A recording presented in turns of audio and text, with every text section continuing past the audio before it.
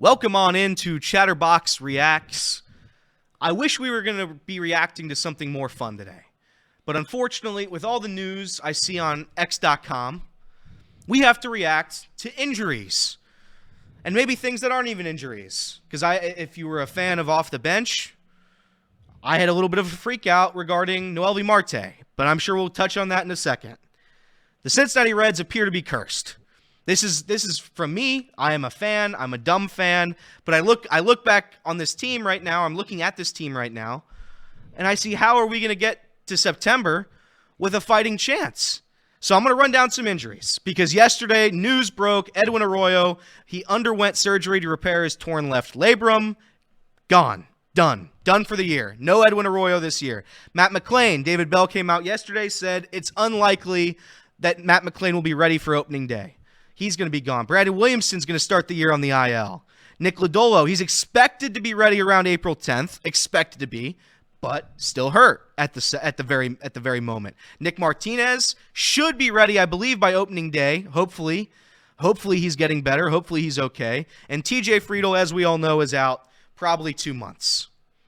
This is the worst case scenario for the Reds. And I brought on Nick Kirby here for Chatterbox Reacts because he's the most positive guy I know. I want Nick to walk me off this ledge. I'm looking around and I'm seeing a team that I was praising its depth all offseason.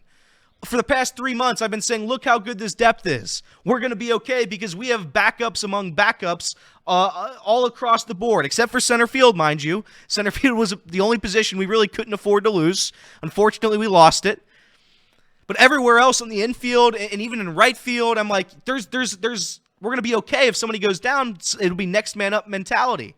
Noelvi Marte was pretty much the first nail in the coffin, if you want to use that verbiage. Maybe I shouldn't use that verbiage.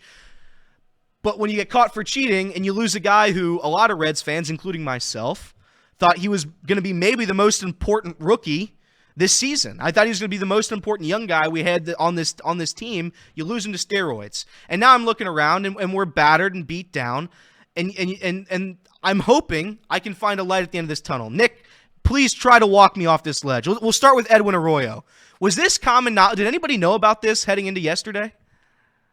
Yeah, he was sidelined, but you don't get a whole lot of in-depth reports on injuries, especially for guys like Edwin Arroyo that weren't going to make the team. He tweaked something, I think, against the Rangers last week, and then he was out. This stinks for Edwin Arroyo because he had an incredible camp. Looked like he was poised to have a big season in the minor leagues. But the Edwin Arroyo doesn't really change anything about the 2024 Reds. In fact, the guy they got, Santiago Espinal from the Blue Jays, is going to be a better player than you expect Edwin Arroyo would be in 2024, even if you called him up. So that doesn't really change the trajectory. The Marte and the Marte suspension, the Friedel injury hurts. I think it hurts the defense a lot. I don't really think it hurts the offense that much. I think that what Noelvi Marte did at the end of last year was not going to be sustainable from an offensive standpoint. I don't think he was going to hit that well in his sophomore season. Now, defensively, it's going to be a big loss because you're going to have below-average defenders moving around to kind of replace him. Same thing with TJ Friedel. If you're talking getting Will Benson or Stuart Fairchild in the lineup, I don't really think that's that big of a loss offensively for the Reds, but defensively, that's a big loss. Now, the pitching, this is what I have to say about the pitching. Right now, the Reds have Connor Phillips, they have Carson Spires, and they have Lyon Richardson, all in the minor leagues right now. Yeah. Those three pitchers are better right now than Luis Cessa and Connor Overton, who started in the rotation last year. So even though there's been some injuries with the starting pitching, the Reds have built a lot of depth there, and it's getting tested early. But I'm not really too worried about the pitching. I'm worried about the defense. That's the biggest concern for me. I hope the Reds can kind of mask it till they can get TJ Friedel back. I do think Santiago Espinal, while he's not going to be a sexy player, he's not going to bring a whole lot of offense, he's a guy that you can put at multiple positions, especially late in the game, or certain games where you have guys that are more ground ball heavy pitchers that can at least keep that defensive side of the ball at an okay level. And you posted on Twitter yesterday, and I wanted to talk about it just for a second, because there's no secret. There's more hype on this team than there has been in probably the past 10 years, right? You come after last season when really we had no hope whatsoever. We knew we were going to probably see a couple of exciting young players. They perform way better than we could have ever dreamed of. And you're heading into this year, you spend a lot of money during free agency, a lot of money. The Reds and Nick Krall did a phenomenal job this offseason. They really did.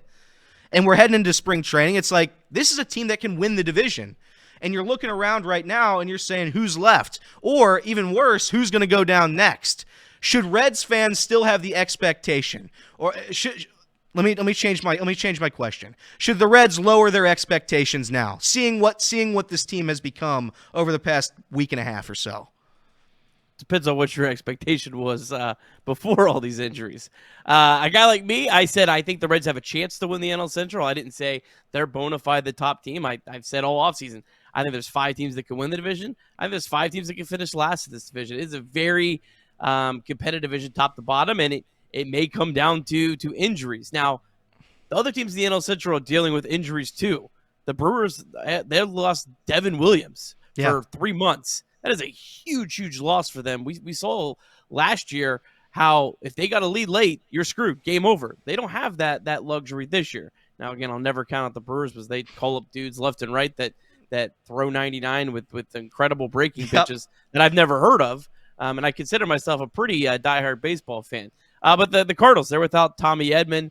The Cubs, they're without Jameson Taillon. And I'm sure there's more injuries. I don't have the whole list. But every team's going to be dealing with some sort of injuries. The Reds did have this depth built in. It's going to be tested early. Thankfully for the Reds, at least, the first 20 games look a little bit easier on the schedule than a lot of the rest of the season. Now, again, it's all about when you're playing teams. We've seen teams that end up losing close to 100 games have above 500 April. So hopefully the teams like the Nationals and the White Sox, they'll play their best baseball of the year in April, because that is a possibility. But look, I don't think that your expectations should have really drastically changed one way or the other. I do think there might have been some people that were maybe a little bit too high on this team. And there's good reason why. I think every Reds fan should be incredibly high on the Reds in their future, their next. I know my guy Sully that I've had on Chatterbox Reds, he talks about the window. They should be incredibly high about the window. But this may be the year, this may not be the year, but it's not going to mean that the Reds over the next several years aren't going to be, I think, a bona fide year in, year out contender. And I think a team that's still going to continue to get better each year. What is the infield? And I guess really this will be my last question. Take around the infield and the outfield. What do we look like defensively? Who's out there at what position on opening day? Your prediction. I would. Candelario is going to be at third for sure. Ellie's going to be at short. The big question is will they start Santiago Espinal at second base, or will they start Spencer Steer? It seems like the Reds have decided they've moved Steer ahead of India in terms of the second base depth chart. And I think probably a lot of that is they made a big deal about having to move India, and they don't really want to walk it back. Because I don't really think Spencer Steer's a better defender at second base than Jonathan India. I think they're both pretty bad there. So I think it's gonna depend a lot on that second base. What are you looking for that day? Do you want to have that extra offense and sacrifice the defense? Do you want to have the better defense and sacrifice the offense? My guess is on opening day, and I would think they should. I would go with the defense. The last thing you want to do is have a guy come up and boot 3 balls on opening day and really get the fan base fired up, because that's a possibility. Like let's wait to do the experimental second base defense till at least game 2. I agree with you. If you're a fan like me, you're a negative fan. I've seen what this franchise has done over the past 25 years. Probably disappointed. Now I'm seeing all my players go down. If you had one sentence to walk me off this ledge, this is an impossible question. I want one sentence to calm me down right now. Are we going to be okay? Are we not going to be okay? What's our plan heading for opening day? What's the vibe? Ellie De La Cruz. That's the only thing I'm going to say. The Reds have Ellie De La Cruz. They have the guy that could be the best player on the planet. And I don't know what Ellie De La Cruz is going to end up in 2024, but I have all the confidence in the world that he's going to be better. I have all the confidence in the world that he's going to eventually be an all-star player. And I think he's got even a higher ceiling than that. So look, the Reds still have Ellie De La Cruz. They still have Hunter Green. And I think Hunter Green's going to have a big year as well. I know he's been kind of experimenting with some new pitches. But look, if just those two guys take a big leap, this team goes from here to here, just like that. So that's what I would say is you still have Ellie De La Cruz. Let's see what he does this year. Chatterbox reacts. Thank you very much, Nick Kirby, for walking me off a ledge. Reds fans, opening day is coming. We're going to be okay. We're going to get through this. Just fight. Just fight a little bit until we get everybody back. And once we get everybody back, division's still in reach. Nick Kirby just promised me that. That's it. Chatterbox reacts. Leave a comment. Leave a comment. Do you think the Reds are toast? I don't think they're toast yet. They're close, but I don't think they're toast yet. Leave a comment. We'll see you tomorrow. Chatterbox reacts.